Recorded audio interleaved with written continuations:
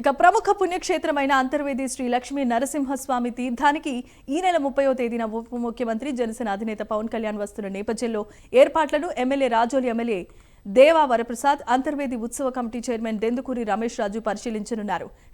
Helipad నుంచి ఆలయానికి వెళ్లే మార్గం, తిరిగి రక్షిత మంచినీటి చెరువు ప్రారంభోత్సవం, వచ్చే మార్గాలను పరిశీలించారు. ముందుగా పవన్ కళ్యాణ్ లక్ష్మీ నరసింహస్వామి వారిని దర్శించుకున్న అనంతరం జలజీవన్ మిషన్ లో భాగంగా 17,33,00,000 రూపాయలతో నిర్మించిన రక్షిత మంచినీటి పథకాన్ని ప్రారంభిస్తారు. అక్కడే ప్రజలను ఉద్దేశించి మాట్లాడేందుకు అన్ని ఏర్పాట్లను పరిశీలించారు. ఈ కార్యక్రమంలో ఎన్డీఏ కూటమి నాయకులు కూడా పాల్గొననున్నారు.